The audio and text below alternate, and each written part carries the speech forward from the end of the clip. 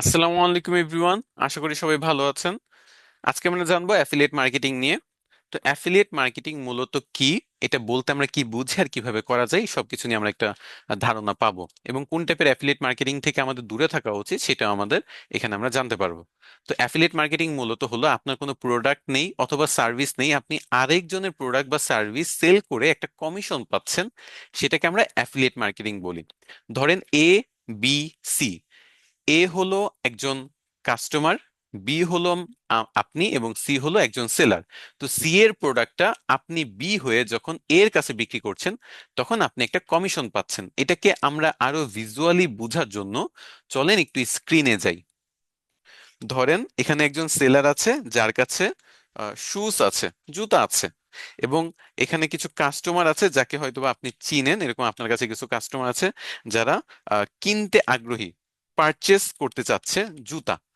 আপনি কি করবেন, এই যে সেলার এবং কাস্টমার এর মাঝে থেকে আপনি অ্যাফিলিয়েট মার্কেটিং করবেন, অ্যাফিলিয়েট মার্কেটার হিসেবে। এটা হলেন আপনি। ওকে, আপনি অ্যাফিলিয়েট মার্কেটার হিসেবে কি করলেন, যে এই যে শুজ গুলা, এইটার কথা আপনি জানেন, আপনি এই জুতোগুলো এই কাস্টমারদের কাছে বিক্রি করে দিলেন, যার কারণে এই যে জুতা কোম্পানির মালিক বা জুতা দোকানের মালিক, সে আপনাকে একটা 20% কমিশন দিল। এই যে কমিশনটা পেলেন, এটাই হলো অ্যাফিলিয়েট মার্কেটিং এর মাধ্যমে ইনকাম। তো আপনি অ্যাফিলিয়েট মার্কেটার হিসেবে কাজ করলেন, কি করলেন, আপনার নিজের কোনো প্রোডাক্ট নেই, নিজের কোনো সার্ভিস নেই, আপনি আরেকজনের প্রোডাক্ট বা সার্ভিস আর অন্য কারো কাছে সেল করে দিচ্ছেন, দ্যাটস ইট। এতটুকু করলে আপনি আর্নিং করতে পারতেছেন। সো বাংলাদেশে এটার যেমন ভালো ব্যবহার হয়, এটার কিন্তু মিস ইউজও হয়ে থাকে।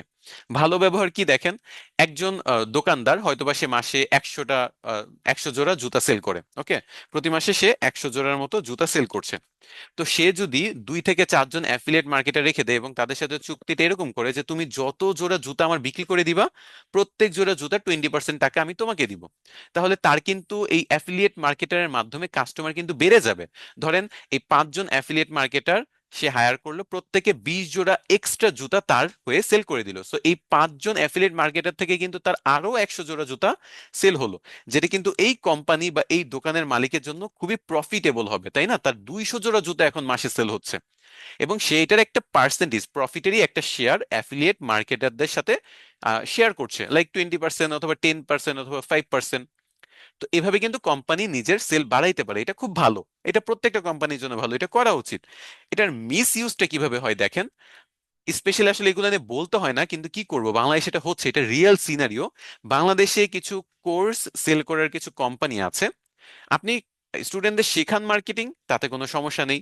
আপনি স্টুডেন্টদের মার্কেটিং নিয়ে বুঝান, মার্কেটিং এর মার্কেট প্লেস গুলা কি, তারপর হলো মার্কেট প্লেসের বাইরে কিভাবে কাজ পেতে হয়, কিভাবে জব পেতে হয়, এগুলো শেখান, সমস্যা নাই।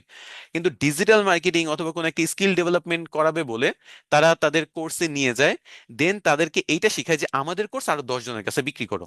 তাহলে কি হবে, তো আমাদের কোর্সের প্রাইস 6,000 টাকা, তুমি যদি আরো 10 জনের কাছে বিক্রি করে আমরা তোমাকে 10% করে দিব, সো তুমি হয়তোবা, অথবা 20% করে দিব, তাহলে তুমি 1,200 টাকা করে পাবা।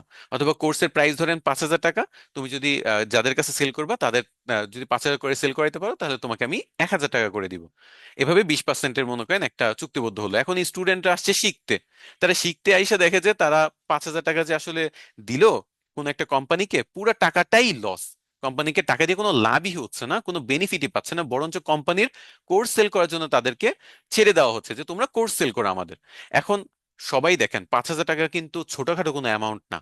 ওকে, অনেকে হয়তো অনেক কষ্টে জোগাড় করেছে 5,000 টাকা, অনেক কষ্ট করে ধার নিয়ে বাবা মাকে অনেক কিছু সত্য মিথ্যা বলে 5,000 টাকা নিয়ে তারা কোর্সটা করতে আসছে যে কিছু শিখবে, কোনোভাবে আর্নিং করবে। তো তারা কিন্তু ঠেকায় পড়ে যায় যে এখন আমরা কি করবো, আমাদের 5,000 টাকা তো পুরোই জলাঞ্জলি হয়ে গেল, কারণ আমরা এখানে কোনো কিছু শিখতে পারছি না, আমাদের অন্য কিছু সেল করতে বলা হচ্ছে।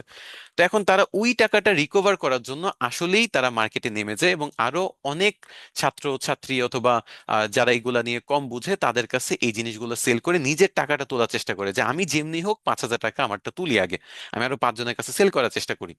এতে ওই কোম্পানিগুলো কিভাবে বেনিফিটেড হচ্ছে দেখেন, তারা মনে করেন 5 জন স্টুডেন্ট ফার্স্টে পেলো বা 10 জন স্টুডেন্ট পেলো, এই 10 জন থেকে ফার্স্টে 50,000 টাকা কিন্তু এখানে পেয়ে গেল।